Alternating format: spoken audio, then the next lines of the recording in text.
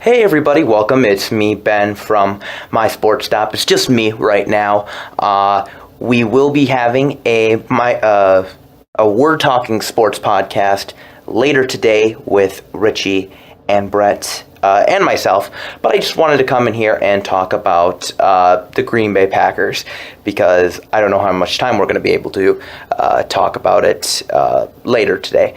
So just wanted to come in here and discuss yesterday's game against the Dallas Cowboys. Now, if you didn't watch it, congratulations, because it was a bummer. It was a bummer if you were a Packers fan. They lost 30-16, only by 2 touchdowns, but to me, it was a lot more than that. They played very bad.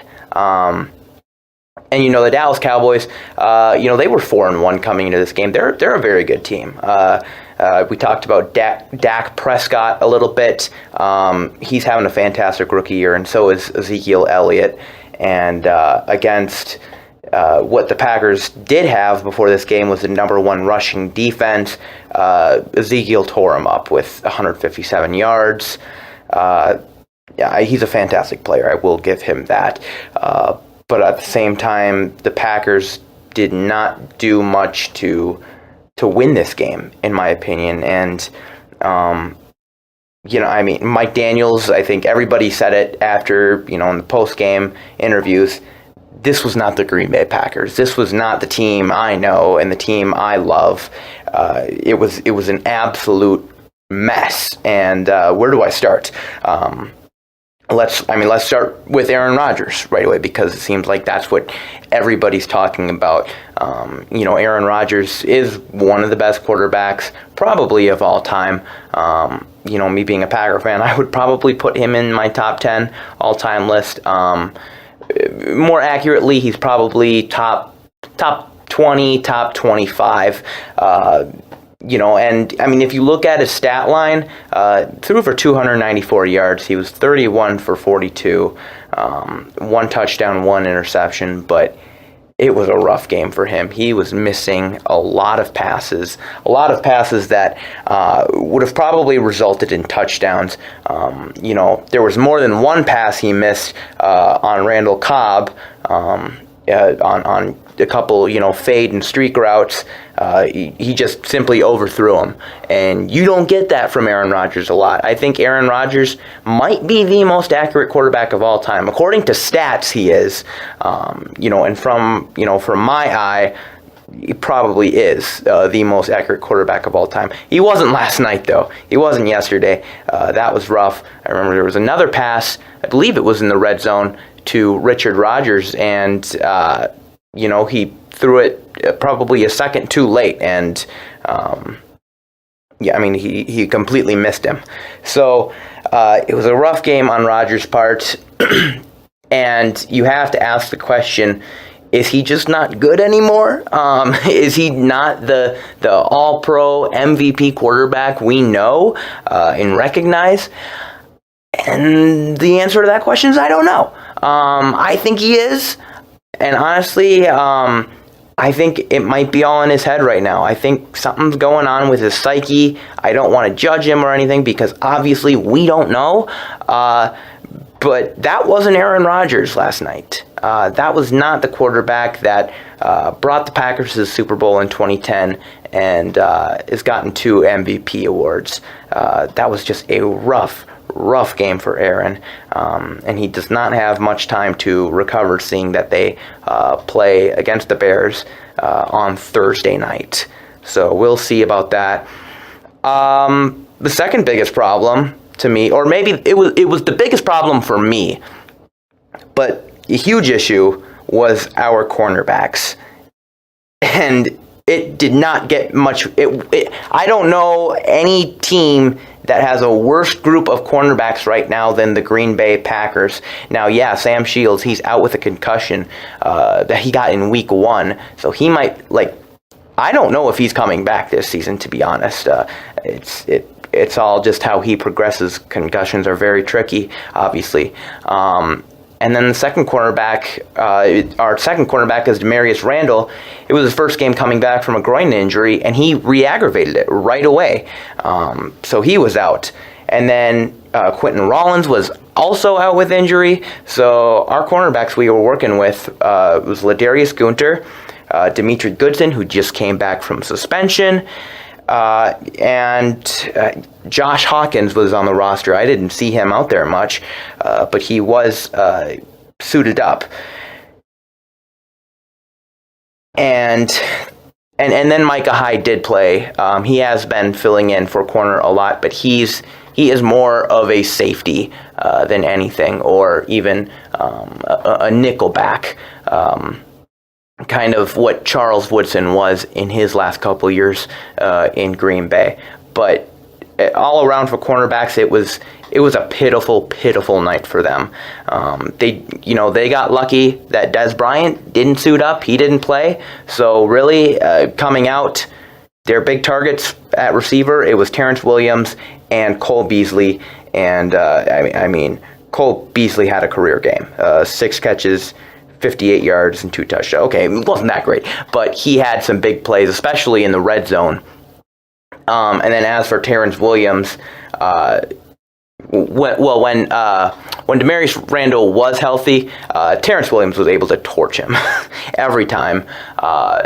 Demarius Randall, he's a very talented young kid, but he cannot play man-to-man. He's just not a man-to-man guy. They've been trying to put him on an island ever since Sam Shields was hurt. Sam Shields, who is a man-to-man corner. Demarius, he is more of a nickel guy, and I think he's just better in the zone.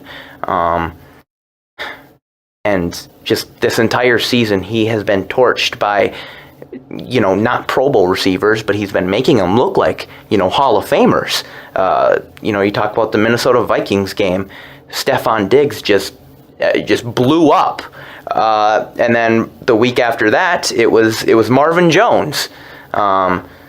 You don't see Marvin Jones having a night where he looked like Jerry Rice or Randy Moss out there. It was unbelievable. So, I guess I don't know when Demarius Randall will come back. I doubt he's going to be playing on Thursday, which means that the corners we're probably going to be looking at is Ladarius Gunter and Dimitri Goodson, and that's not a very good sign because both played just terrible. Gunter, I've been very high on Gunter ever since we got him as an undrafted free agent in 2015. He's played very well in training camp and in preseason. He's just this year he's starting to see more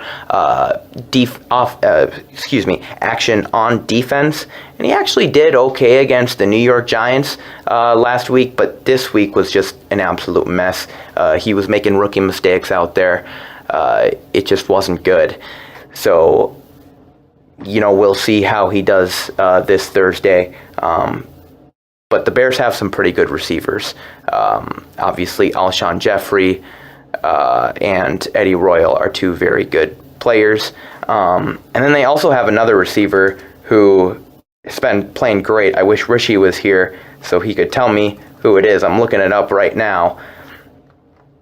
But the cornerback situation was a mess, and it's going to need to be fixed very soon. Cameron Meredith was the receiver I was thinking about. Cameron Meredith has been on fire recently, and he has really filled in for Kevin White as he's been hurt. And he's kind of really taken or assumed the role of the second receiver while Eddie Royal plays in the slot. So these corners have a huge task on their hands on Thursday. And then Dimitri Goodson, like I said, he came back from suspension. He's been mostly a special teams guy ever since getting drafted. And I am not a Dimitri Goodson fan. And he made a lot of mistakes. I think one of the biggest mistakes was that he made a pass interference, I believe, on 3rd down, where the Packers could have gotten the ball back in a time where the game was still up in the air, and he made a stupid foul or stupid penalty. It was not good. It was kind of embarrassing. And so, yeah, that's our cornerback situation. And, if you're not worried about it, you should be, because it's a bit of a mess. Like I said, I don't think Sam's going to be playing Thursday. We'd be lucky if Quentin Rollins got in. I doubt Demarius will be ready. So unless we go out and sign a random cornerback in the market, I don't know if there's any good. I don't think there's any good cornerbacks just randomly in free agency right now. So we'll most likely have to deal with what we have. And then a big problem for me was play calling. I felt like, Mike McCarthy, don't get me wrong, I think he is one of the best offensive play callers in the league. He's been coaching the Packers for 10 years now. He would have gotten fired by now if he wasn't a good play caller. But there was a lot of things wrong with it. I think, really, I only have to bring up... I can bring up a lot of things, actually. Let's talk about the beginning, where the Packers, they decided not to go on fourth down and instead kick field goals. And he was on a 4th and 1. It seemed like they didn't go for it then because Lacey re-aggravated his ankle at that time, so he didn't look like he was ready. Otherwise, I think Mike would have gone for it, but then there was a 4th and 2, and he didn't go for it either. So he decided to kick another field goal, which I was kind of disappointed about, because it's just not a good thing to accept 3 points when every single drive. There's got to be a point where you got to say enough is enough and just go for it. And then they finally did decide to go for it on a 4th and 5. I believe it was at the 42, 43-yard line. Call me crazy. I think Crosby can kick a field goal that big. It seemed like... I don't know what his career long is. I think it's a 58-yarder. But even, I know when he kicked his career long, he could have kicked it about 5 yards deeper than that. Mason Crosby is an excellent kicker. I don't think people give him enough credit where credit's due.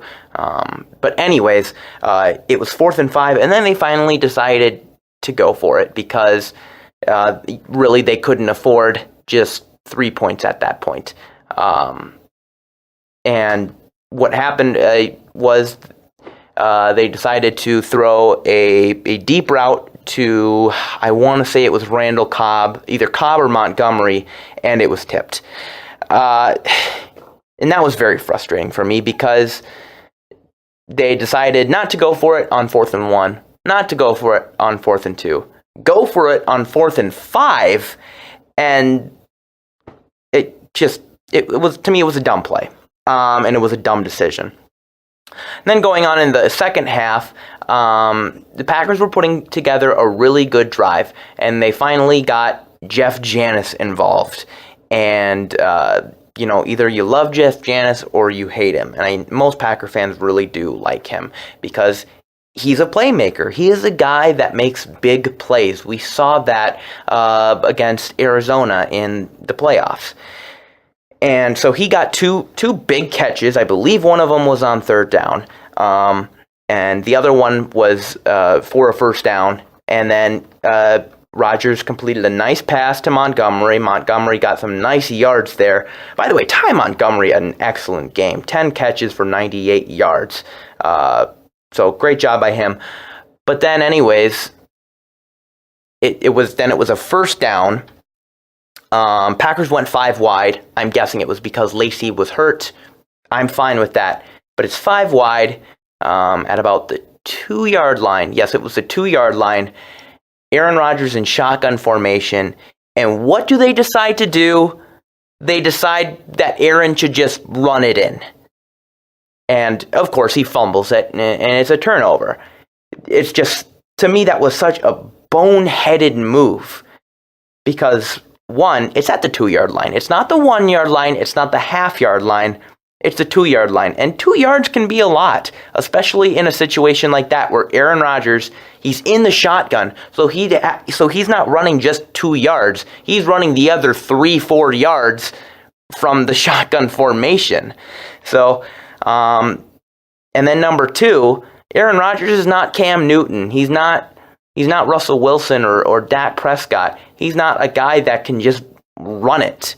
Like, I get it, he does run the ball a lot, but that's after being, behind center and looking for a pass in 5 or 6 seconds, then he decides to run it. He's not a kind of guy that just does a draw.